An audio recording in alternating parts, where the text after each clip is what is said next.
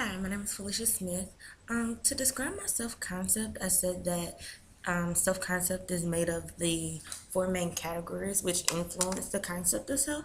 So I started with talking about my direct definitions, which were labels given to me from like my parents or grandparents, like those significant others, caregivers. So I said that some of the labels that were given to me were smart or pretty, spoiled, especially spoiled. But I was always still respectful. Even as a child, I believe that these same characteristics still, these same labels still are who I am. Like I'm still all of those things. I just, as I got older, like my labels just increased. The number that I had increased. I was began to get labels like advanced or mature, honest, dependable. These are things that people use to describe me. For the second category in the concept itself is reflective appraisal, which is how we imagine our peers view us. And I think, and I hope I'm right, that my peers view me as just being a genuinely good person. Um, I think they see me as a good listener and someone who's always willing to help because that's what I do. Like, regardless of if I have anything to give you, like, even if I don't have, I'm still going to try to give to others just because that's how I was raised. For my third category, I another thing that I think my peers view me as is a geek because I'm always reading or writing about something, and I love to read. I always doing homework, something educational that's gonna better me, like that's gonna help my future. Another The third category in influences for self happens to be identity scripts, and these are like the assigned roles in your family. So some of the assigned roles that have been given to me were from my parents. I will always be their daughter. um, they also want me to always be a sister and a student. So I think my parents always expect me to respect them.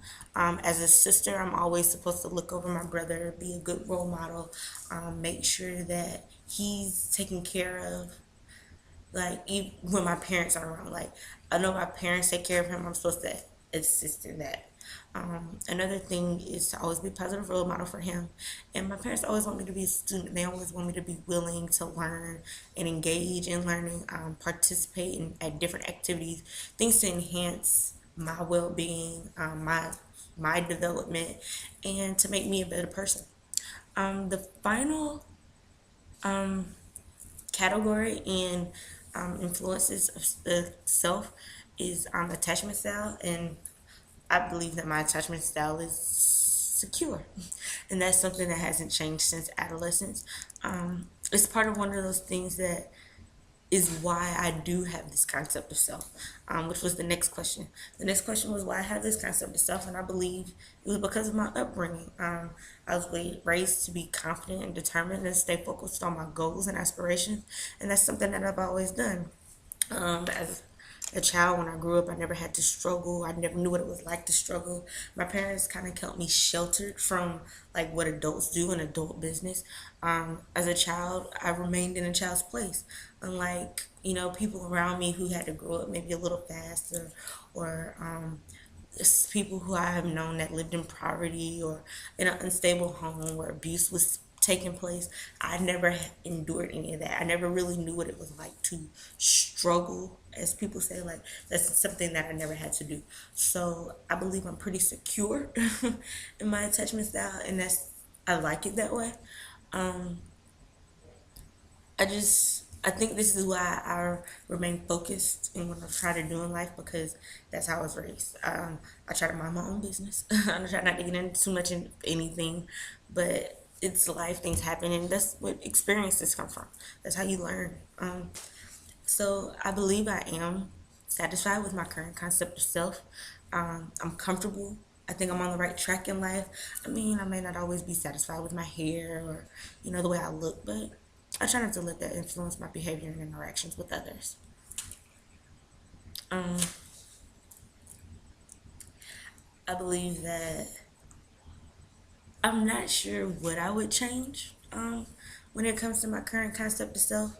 After looking at the PowerPoint and examining Johara window theory, I think I would want to work on my blind spot. I would want to learn more about me that others see. I believe this could help me better get an understanding of who I am, and knowing, helping me to expand and have a clearer sense of my own self.